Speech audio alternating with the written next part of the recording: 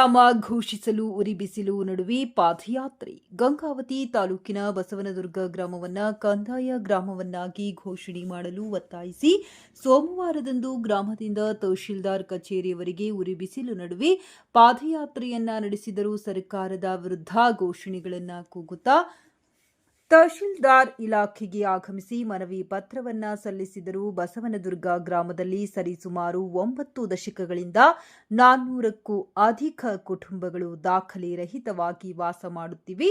ಕಂದಾಯ ಇಲಾಖೆಯು ನವೆಂಬರ್ 8, 2022ರಂದು ದಾಖಲೆ ರಹಿತ ಗ್ರಾಮಗಳನ್ನು ಕಂದಾಯ ಗ್ರಾಮಗಳನ್ನಾಗಿ ಅಥವಾ ಕಂದಾಯ ಗ್ರಾಮದ ಭಾಗವಾಗಿ ಪರಿವರ್ತಿಸಿ ಹಕ್ಕು ದಾಖಲೆಗಳನ್ನು ಒದಗಿಸಲು ಅವಕಾಶ ಮಾಡಿಕೊಟ್ಟಿದೆ.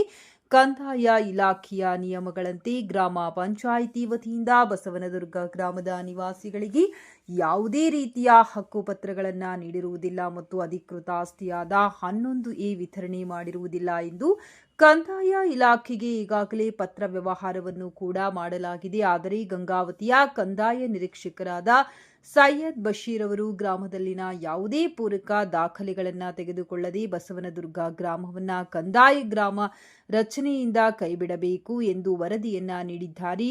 ಇದು ಅತ್ಯಂತ ಖಂಡನೆ ಎಂದು ಗ್ರಾಮದ ಮುಖಂಡರಾದ ರಾಮಕೃಷ್ಣ, ಹೊನ್ನಪ್ಪ ನಾಯಕ, ಶ್ರೀನಿವಾಸ್ ರೆಡ್ಡಿ, ಚಂದ್ರಶೇಖರ್, ರಾಜಶೇಖರ್, ರವಿಕುಮಾರ್, ರಾಮನಗೌಡ, ರಾಮಣ್ಣ, ಬಸವರಾಜ್, ಯಮನೂರಪ್ಪ, ನೂರುದ್ದೀನ್, ಸಲೀಂ ಹಾಗೂ ಇತರರು ಮಾತನಾಡಿದರು. ಈ ಸಂದರ್ಭದಲ್ಲಿ ಗ್ರಾಮದ 400ಕ್ಕೂ ಅಧಿಕ ಜನರು ಭಾಗವಹಿಸಿದ್ದರು.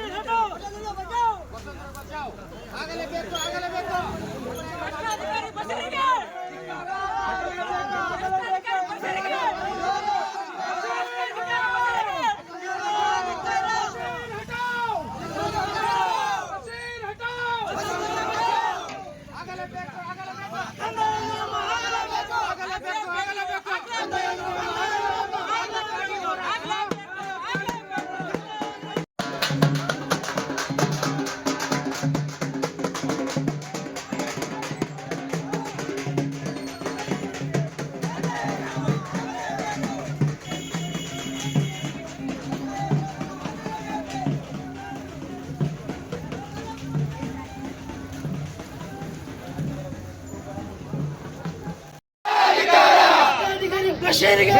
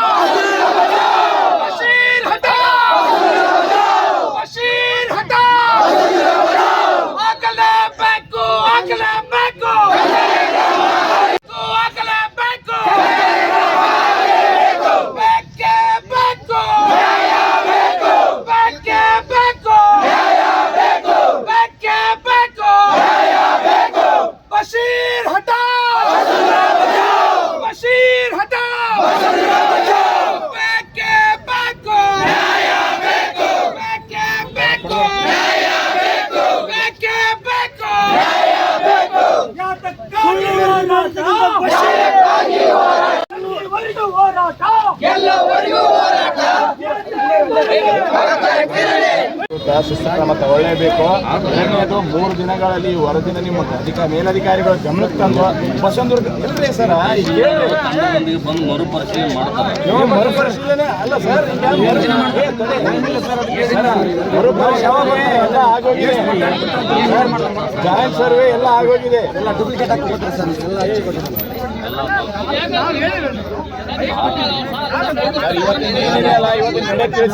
ಸರ್ ನಾವು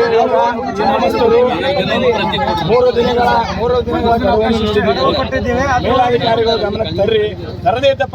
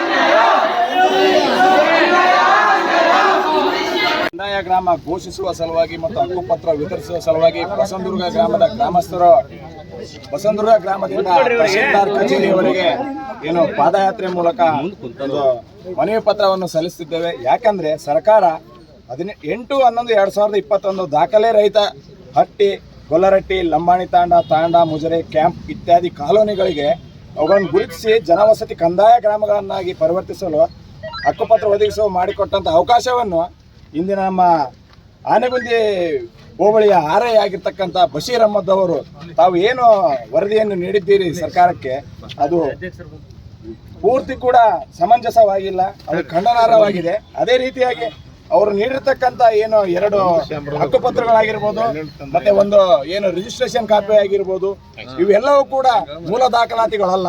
ಇವನ್ನು ಪರಿಗಣಿಸದೆ ಅವರು ಇದ್ದಂಥ ವಿಷಯಗಳನ್ನು ಸರ್ಕಾರ ಗಮನಕ್ಕೆ ತರದೆ ದಾರಿ ತಪ್ಪಿಸಿ ಜನರನ್ನು ವಂಚಿಸಿ ಈ ಕಂದಾಯ ಗ್ರಾಮ ಘೋಷಣೆಯಿಂದ ಬಸವನದುರ್ಗವನ್ನು ಹೊರಗಿಟ್ಟಿರುತ್ತಾರೆ. ಆದ ಕಾರಣ ಬಸವನದುರ್ಗ ಗ್ರಾಮದ 400 ಜನ ಕುಟುಂಬಸ್ಥರು ಏನಿದಾರಲ್ಲ, ಪ್ರತಿಯೊಬ್ಬರು ತಮ್ಮ ಹಕ್ಕಿಗಾಗಿ ಇವತ್ತಿನ ಹೋರಾಟವನ್ನು ನಡೆಸುತ್ತಿದ್ದಾರೆ. ಈ 5 ಕಿಲೋಮೀಟರ್ ಪಾದಯಾತ್ರೆ ಇದು ಒಂದು ಸರ್ಕಾರಕ್ಕೆ ಮತ್ತು ಇಲ್ಲಿರ್ತಕ್ಕಂಥ ಅಧಿಕಾರಿಗಳಿಗೆ ಎಚ್ಚರಿಕೆ ನಡೆಯಾಗಿದೆ. ಯಾಕೆಂದ್ರೆ ಇವತ್ತಿನ ದಿನ ಹಳ್ಳಿಗಳಿರ್ತಕ್ಕಂಥ ಜನರು, ಈಗ ನಾವು ಬಸವನದುರ್ಗ ಗ್ರಾಮಸ್ಥರು ಅಂದ್ರೆ ಹಂಪಿ ಪ್ರಾಧಿಕಾರ ಪ್ರದೇಶದಲ್ಲಿ ಇರ್ತಕ್ಕಂಥವ್ರು, ನಾವು ಮನೆ ಕಟ್ಟಿಕೊಳ್ಳಬೇಕಾದ್ರೆ ಮನೆ ಕಟ್ಟಿಕೊಂಡವರು, ಹಳೆ ಮನೆ ಇದ್ದವರು ಒಂದು NOC ಏನು ಕರೆಂಟ್ ಬಿಲ್ಗೋಸ್ಕರ, ವಿದ್ಯುತ್ ಮೀಟರ್ಗೋಸ್ಕರ ಒಂದು ಏನು NOC ಪಡೆಯಬೇಕಾದ್ರೆ ಕಠಿಣವಾದ ಒಂದು ಏನು ಸವಾಲಾಗಿದೆ. ಈ ಕಂದಾಯ ಗ್ರಾಮ ಘೋಷಣೆ ಸರ್ಕಾರ ನೀಡಿರ್ತಕ್ಕಂಥ ಸವಲತ್ತನ್ನ ಈ RI ಬಶೀರ್ ಅಹಮದ್ ಏನು ತಪ್ಪು ವರದಿಯನ್ನು ನೀಡಿರುತ್ತಾರೆ, ಇದನ್ನು ಖಂಡನೀಯವಾಗಿ ನಾವು ಖಂಡಿಸುತ್ತಾ ಇವತ್ತು ನಾವು ಮಾನ್ಯ ತಹಶೀಲ್ದಾರ್ ಅವರಿಗೆ ಏನು ಎಚ್ಚರಿಕೆ ಕೊಡ್ತಾ ಇದ್ದೀವಿ. 3 ದಿನಗಳಲ್ಲಿ ಇದಕ್ಕೆ ಸಂಬಂಧಪಟ್ಟಂತ ಅಧಿಕಾರಿಗಳು, ಮೇಲ್ವರ್ಗದವರಾಗಿರಲಿ, ತಹಶೀಲ್ದಾರ್ ಆಗಿರಲಿ, AC ಆಗಿರಲಿ, DC ಆಗಿರಲಿ, ಬಸವನದುರ್ಗ ಗ್ರಾಮಕ್ಕೆ ಬಂದು ಖುದ್ದಾಗಿ ಇದನ್ನು ಪರಿಹರಿಸದಿದ್ದಲ್ಲಿ ಮುಂದಿನ ದಿನದಲ್ಲಿ ಸರ್ಕಾರಕ್ಕೆ ಮತ್ತು ಅಧಿಕಾರಿಗಳಿಗೆ ಎಚ್ಚರಿಕೆ ನೀಡುತ್ತಾ ಉಗ್ರವಾದ ಹೋರಾಟವನ್ನು ನಡೆಸ್ತೀವಿ ಅಂತ ಈ ಮೂಲಕ ಮಾಧ್ಯಮದವರ ಮೂಲಕ ನಾನು ತಹಶೀಲ್ದಾರ್ ಅವರಿಗೆ ಎಚ್ಚರಿಕೆಯನ್ನು ನೀಡುತ್ತಿದ್ದೇನೆ. ಕಂದಾಯ ಗ್ರಾಮವನ್ನು ಸರ್ಕಾರ ಪಾಪ ಬಡ ಜನಗಳಿಗೆ ಹಕ್ಕುಪತ್ರ ಕೊಡಬೇಕಂತೇಳಿ ಈ 2 ವರ್ಷದಿಂದ ಸರ್ಕಾರ ಸತತ ಪ್ರಯತ್ನ ಮಾಡ್ತಾ ಇದೆ. ಹೊಸಪೇಟೆಯಲ್ಲಿ 1 ಲಕ್ಷ ಹಕ್ಕುಪತ್ರ ಕೊಟ್ಟರು, ಇವತ್ತು ಹಾವೇರಿ ಜಿಲ್ಲೆಯಲ್ಲಿ 1,20,000 ಹಕ್ಕುಪತ್ರ ಕೊಟ್ಟರು. ಇವತ್ತು ಬಸವನದುರ್ಗ ಹಾವೇರಿ ಅಲ್ಲಿ ಹಕ್ಕುಪತ್ರದಾಗ ನಮಗೆ ಕಂದಾಯ ಗ್ರಾಮ ಆಗೈತೆ ಅಂತ ನಮಗೆ ಮಾಹಿತಿ ಬಂತು. ಆದರೆ ನಮ್ಮ ಬಶೀರ್ ಅಹಮದ್ ಅವರು 27ನೇ ತಾರೀಕು 11ನೇ ತಿಂಗಳದಾಗ ಇದನ್ನು ಕಂದಾಯ ಗ್ರಾಮದಿಂದ ಕೈ ಬಿಡಲಾಗಿದೆ ಅಂತ. ಉದಾಹರಣೆ 2 ಹಕ್ಕುಪತ್ರ ಬೇಕು ಕಂದಾಯ ಸಬ್ ರಿಜಿಸ್ಟರ್ದಾಗ ರಿಜಿಸ್ಟರ್ ಮಾಡಿದಂಥವನ್ನ ತಗೊಂಡು ಅವನ್ನ ಸುಳ್ಳು ವರದಿ ಮಾಡಿ ಅಲ್ಲಿ ಊರಲ್ಲೇ ಫೋರ್ಜರಿ ಮಾಡಿದ್ದಾರೆ. ಪಾಪ ನಮ್ಮೂರಲ್ಲಿ ಸಾರ್ವಜನಿಕರು ಸಹಿ ಮಾಡಿಸಿ ಅದು ಆನೆಗುಂದಲ್ಲಿ ಫೋಟೋ GPS ಮಾಡ್ಕೊಂಡಿದ್ದಾರೆ.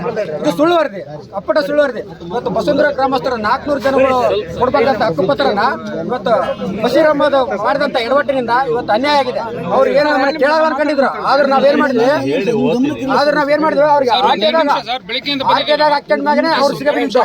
ಇಲ್ಲಾಂದ್ರೆ ಅವ್ರು ನಿಜವಾಗ್ಲೂ ನಮಗೇನು ಕೊಡ್ತಿದ್ದಿಲ್ಲ.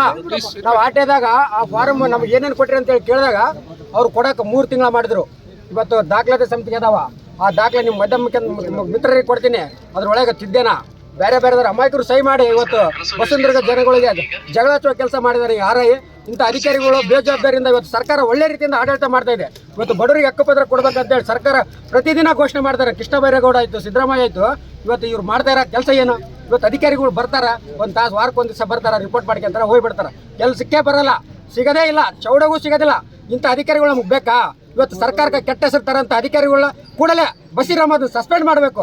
ನಾವು ಮುಂದಿನ ದಿನಗಳಲ್ಲಿ ಇದೇ ರೀತಿ ಇನ್ನು 2-3 ದಿನದಲ್ಲೇ ನಮ್ಗೆ ಹಕ್ಕುಪತ್ರ ಏನಾದರೂ ಬರಲಿಲ್ಲ ಅಂದ್ರಪ್ಪ ಅಂದ್ರೆ ನಾವು ಕೊಪ್ಪಳವರೆಗೂ ಪಾದಯಾತ್ರೆ ಮಾಡೋಕ್ಕೂ ನಮ್ಮ ಊರು ಗ್ರಾಮಸ್ಥರು ರೆಡಿ ಇದ್ದಾರೆ.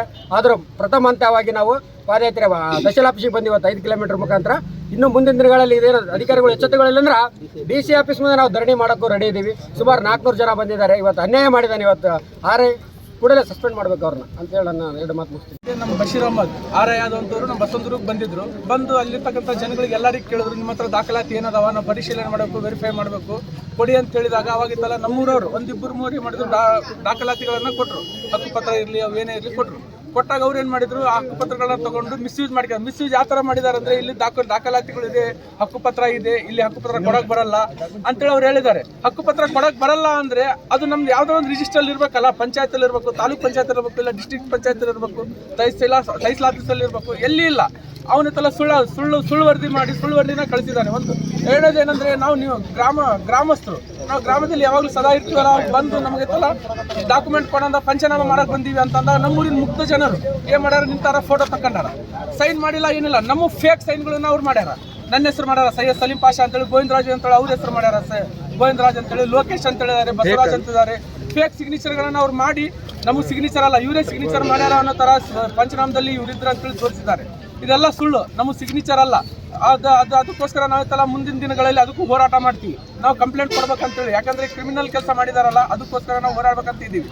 ಆಮೇಲೆ ಫೋಟೋಗಳು ಆನೆಗುಂದಿ ಚೌಡಿ ಇದರ ಹತ್ರ ತರಿಸಿದ್ದು ಯಾವುದು, ಪಂಚನಾಮ ಮಾಡಬೇಕಾದ್ರೆ ಆನೆಗುಂದಿ ವಿ ಆಫೀಸ್ ಹತ್ರ ತೆಗಿಸಿ ಅಲ್ಲಿ ಫೋಟೋಗಳನ್ನ ನಮ್ಮೂರಿಗೆ ಅಂಟಿಸಿದ್ದಾರೆ. ಅಲ್ಲಿ ಜನರ ಫೋಟೋಗಳನ್ನ, ಅದು ನಮ್ಮೂರವರು ಅಲ್ಲ, ಸಿಗ್ನೇಚರ್ ನಮ್ಮ ಕೂಡ ಅಲ್ಲ, ಎಲ್ಲ ಫೇಕ್ ಮಾಡಿದ್ದಾರೆ. ಬಶೀರ್ ಅಹಮದ್ ಅಂತ ಈ ಮೂಲಕ ಹೇಳಕ್ ನಾವು ಬಸವನದುರ್ಗ ಗ್ರಾಮವನ್ನು ಕಂದಾಯ ಗ್ರಾಮವನ್ನು ಮಾಡ್ಬೇಕಂತ ಹೇಳಿ ಪಣ ತೊಟ್ಟು ನಾವು ಗ್ರಾಮ ಪಂಚಾಯತ್ ಸದಸ್ಯರೆಲ್ಲ ಕೊಪ್ಪಳಕ್ಕೆ DC ಆಫೀಸ್ಗೆ ಹೋಗಿರ್ಬೇಕಾದ್ರೆ ಅಲ್ಲಿ ಅಪರ ಜಿಲ್ಲಾಧಿಕಾರಿನ ಭೇಟಿಯಾಗಿದ್ವಿ. ಅವರು ಮಾಡ್ಬೋದು, ಎಲ್ಲ ಡಾಕ್ಯುಮೆಂಟ್ಸ್ ಎಲ್ಲ ರೆಡಿ ಮಾಡ್ಕೊಂಡು ತಹಸೀಲ್ ಆಫೀಸ್ಗೆ ಮೂವ್ ಮಾಡ್ರಿ ಅಂತ ಹೇಳಿದ್ರು.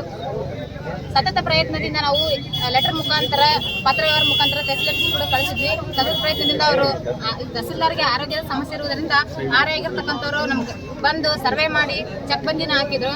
ಚೆಕ್ ಬಂದ್ ಹಾಕಿದ ನಂತರ ನಮ್ಮ ಗ್ರಾಮ ಪಂಚಾಯತಿಯಿಂದ ಎಲ್ಲ ರೀತಿಯಿಂದ ನಾವು ಸಪೋರ್ಟ್ ಮಾಡಿದ್ವಿ. ಅವ್ರಿಗೆ ಏನೇನು ದಾಖಲಾತಿ ಬೇಕಂತ ಹೇಳಿ ಕೇಳಿದಾಗ ನಮ್ಮ ಗ್ರಾಮ ಪಂಚಾಯತಿಯಿಂದ ಎಲ್ಲ ರೀತಿ ಸಪೋರ್ಟ್ ಮಾಡಿಕೊಟ್ವಿ.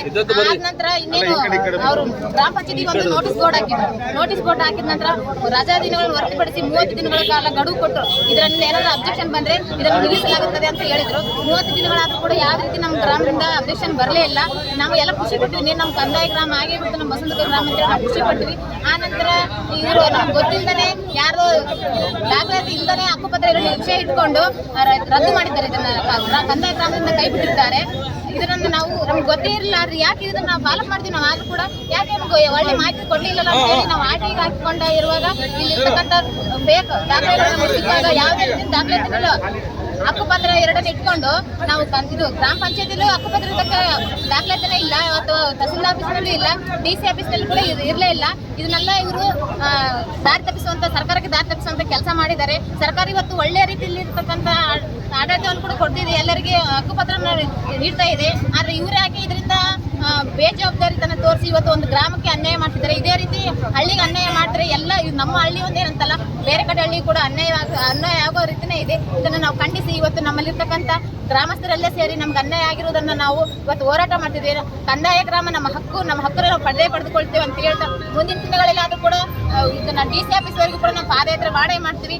ಇಂತಹ ಬೇಜವಾಬ್ದಾರಿ ಇಚ್ಛಾಶಕ್ತಿ ಇಲ್ಲದಿರತಕ್ಕಂತ ವ್ಯಕ್ತಿ ಇಲ್ಲಿ ಕೆಲಸ ಮಾಡೋದ್ರಿಂದ ಸರ್ಕಾರಕ್ಕೆ ಕೆಟ್ಟ ಹೆಸರು. ಇಂಥ ವ್ಯಕ್ತಿ ನಮ್ಗೆ ಅವಶ್ಯಕತೆ ಇಲ್ಲ ಅಂತ ಹೇಳ್ತಾ ಇವ್ರನ್ನ ತೆಗೆದಾಕ್ಲೇಬೇಕು. ಇಂಥವ್ರು ಇರೋದ್ರಿಂದ ಬಡವ್ರ ಬರ ಕೆಲಸ ಮಾಡಬೇಕು. ಅದನ್ನು ಬಿಟ್ಟು ತಮಗೆ ಬೇಕಾದ ನಾವು ಕೆಲಸ ಮಾಡ್ಕೊಂತಿದ್ರೆ ಬಡವ್ರನ್ನ ಯಾವ ರೀತಿ ನಾವು ಅಭಿವೃದ್ಧಿ ಮಾಡ್ಸಕ್ ಸಾಧ್ಯ, ಗ್ರಾಮನ್ನ ಯಾವ ರೀತಿ ನಾವು ಅಭಿವೃದ್ಧಿ ಪಡಿಸಕ್ ಸಾಧ್ಯ? ಸಾರ್ವಜನಿಕರು ಒಂದು ಮನೆ ಪತ್ರ ಸಲ್ಲಿಸಿದ್ದಾರೆ. ಕಂದಾಯ ಗ್ರಾಮದಲ್ಲಿ ಹಕ್ಕುಪತ್ರ ವಿತರಿಸುವಂತೆ ಕುರಿತು ಕಂದಾಯ ನಿರೀಕ್ಷಕರಾದಂಥ ಗಂಗಾವತಿ ಹೋಬಳಿಯ ಶ್ರೀ ಬಶೀರುದ್ದೀನ್ ಇವರ ಮೇಲೆ ಆಪಾದನೆ ಮಾಡಿ ಎಲ್ಲ ಕುಟುಂಬ ವರ್ಗದವರಿಗೂ ಕೂಡ ಹಕ್ಕುಪತ್ರವನ್ನು ಕಡ್ಡಾಯವಾಗಿ ನೀಡಬೇಕು. ಇವರು ಸುಳ್ಳು ದಾಖಲೆ ಮತ್ತು ಫೇಕ್ ದಾಖಲೆ ಸೃಷ್ಟಿ ಮಾಡಿ ಪಂಚನಾಮ ವರದಿ ಸಲ್ಲಿಸಿದ್ದಾರೆ ಅಂತಕ್ಕಂಥ ವಿಷಯವನ್ನು ಕುರಿತು ಹಲವಾರು ಜನ ಇಡೀ ಗ್ರಾಮಾಂತರ ಮಂದಿ ಏನೊಂದು ಮನೆ ಪತ್ರ ಕೊಟ್ಟಿದ್ದಾರೆ.